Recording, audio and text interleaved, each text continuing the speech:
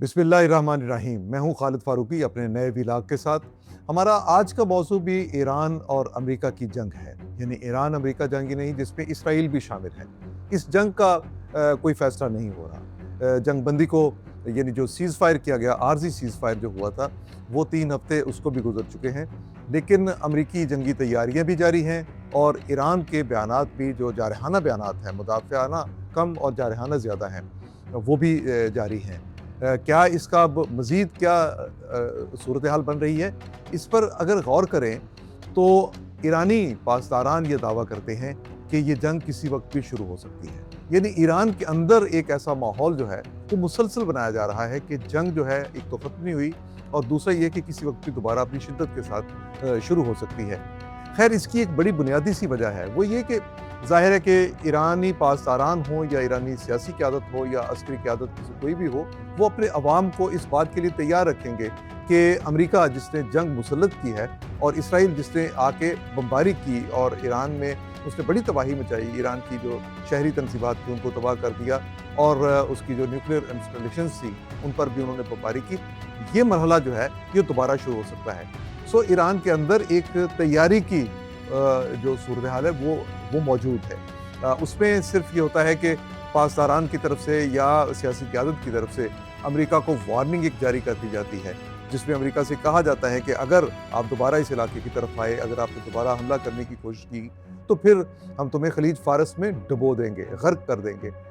ये आयतुल्ला मुज्तबा ख़ामनाई जो हैं, उन्होंने आयतुल्ला मुज्तबा हैं या वो मुज्तबा ख़ामनाई हैं, उन्होंने ये वार्निंग जो है 3 दिन पहले जारी की थी। अभी पासदारान की तरफ से ये कहा जा रहा है कि अमेरिका जो है ये किसी वक्त भी हमला कर सकता है। दूसरी तरफ सदर ट्रंप के बयानात को देख लें, हर रोज़ एक नया तमाशा, हर रोज़ एक नया बयान और हर रोज़ एक नई सूरत हाल की निशानदेही वहाँ से होती है। सदर ट्रंप ये कहते हैं कि बाज़ लोग जो यानी जो ईरानी क़यादत के अंदर मौजूद हैं, वो दोबारा बातचीत करना चाहते हैं। उन्होंने मुज़ाकरात का सिलसिला तोड़ा नहीं है और हम उसमें से मुनासिब फ़रीक देख रहे हैं कौन सा है, यानी वो तक़सीम करो की पॉलिसी पर हैं। लेकिन ईरानी समझते हैं और कहते हैं कि उनमें कोई तक़सीम नाम की कोई चीज़ नहीं है और ईरानी क़यादत जो है वो मिलकर फ़ैसले करती है, इज्तिमाई तौर पर फ़ैसले करती है। वेस्ट ये प्रोपेगेंडा करता है कि ईरान के अंदर 3-4 ग्रोह हैं जिनमें कुछ नर्म मिजाज हैं, कुछ हॉक्स हैं, कुछ लोग चाहते हैं कि मामलात को मुज़ाकरात से हल किया जाए और कुछ जो हैं वो कहते हैं कि वो जंग का जवाब जंग से देंगे, यानी वो अमेरिका के दबाव के सामने कहीं भी उसको एक्सेप्ट करने के लिए तैयार नहीं है। अब भी एक नई जो बात वॉल स्ट्रीट जर्नल ने कही वो कि ईरानी क़यादत जो है वो अपने मुतालबात को कुछ नर्म करने पर तैयार हो गई। अब मसला ये है कि क्या ईरान जो है वो जंग के ज़रिए ही इन मामलात का हल चाहता है या अमेरिका जो है वो सदर ट्रंप ने बड़ी चालाकी से काम लिया है। वो कहते हैं कि जंग तो ख़त्म हो गई, हमने जो जंग बंदी की इसका मतलब जंग की बंदिश। अब ईरान में इसका मतलब ये लिया जाता है या अमेरिका मुखालिफ या ट्रंप मुखालिफ हल्के इसका मतलब ये लेते हैं कि ट्रंप जंग लड़े बगैर भाग गए। अच्छा, एक बात तो इसमें बनती है, ये मैंने एक व्लॉग पहले भी किया था, उसमें ये मैंने बताया था कि ट्रंप जो है ये किसी वक्त भी अपने अरब इत्तेहादियों को धोखा दे सकते हैं, इसराइल को नहीं।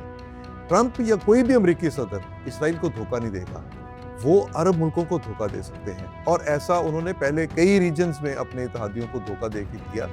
जैसे वो अफगानिस्तान से जब भागे थे अमरीकी, तो उस वक्त उन्होंने पाकिस्तान को और खित्ते में मौजूद दीगर ममालिक से किसी से पूछा भी नहीं था। अब एक बात तो ये है कि सदर ट्रंप की क्या ये कुछ चालाकी है, यूँ महसूस होता है और बाद मुबस्सरीन के मुताबिक हकीकत यही है कि सदर ट्रंप ने ये कहा कि जंग जो है वो रुक गई।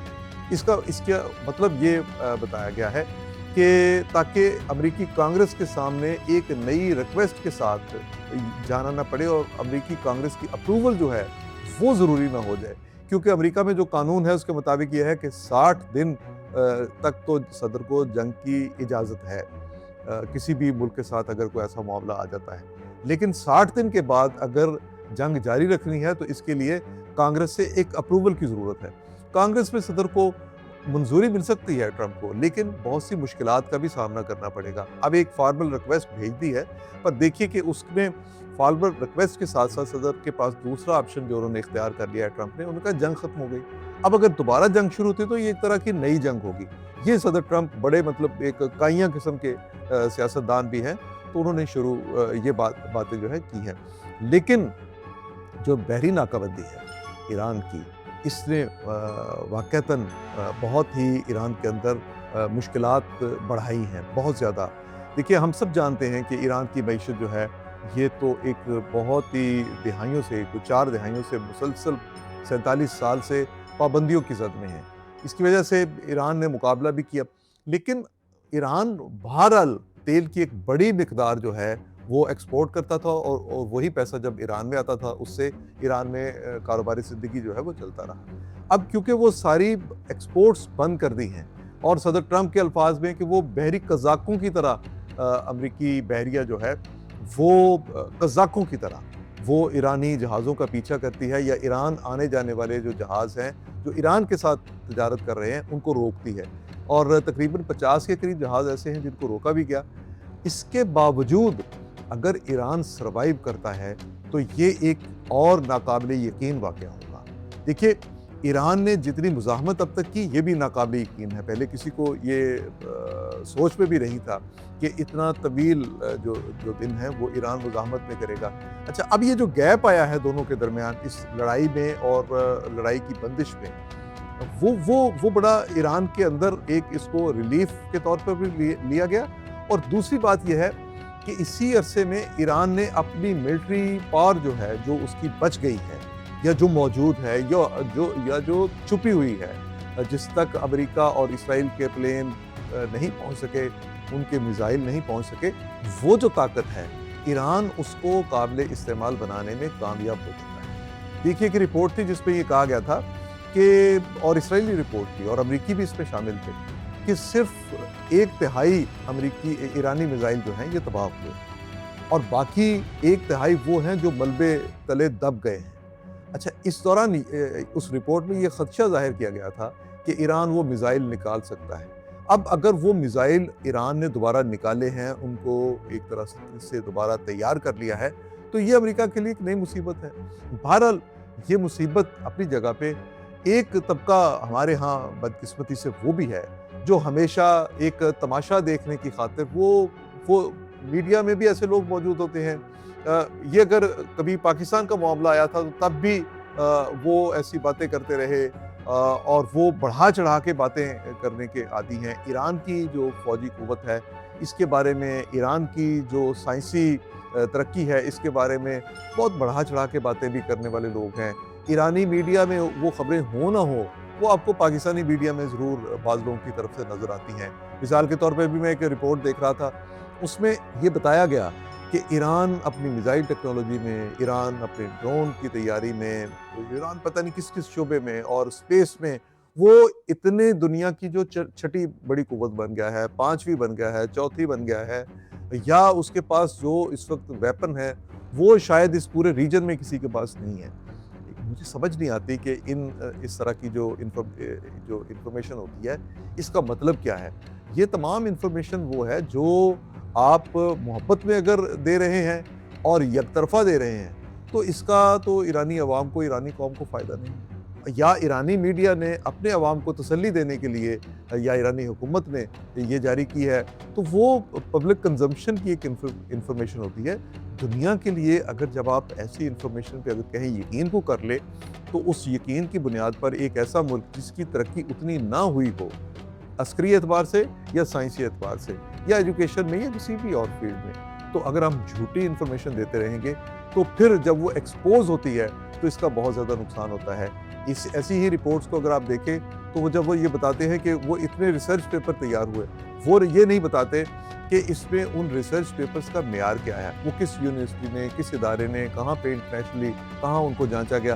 بس یہ بتا دیا جاتا ہے کہ اتنے ہزار سائنٹسٹ تیار کر لیے، اتنے ہزار ایران میں جو سائنس گریجویٹ ہر سال تیار ہوتے ہیں.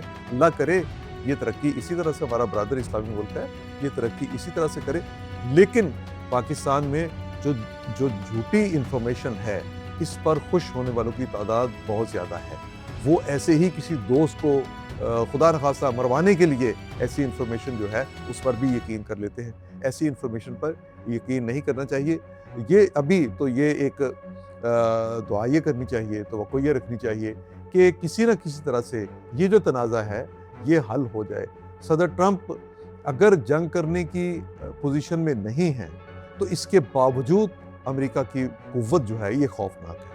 اس کا عملی مظاہرہ ماضی میں بھی دنیا نے دیکھا، اب بھی دیکھ سکتی ہے۔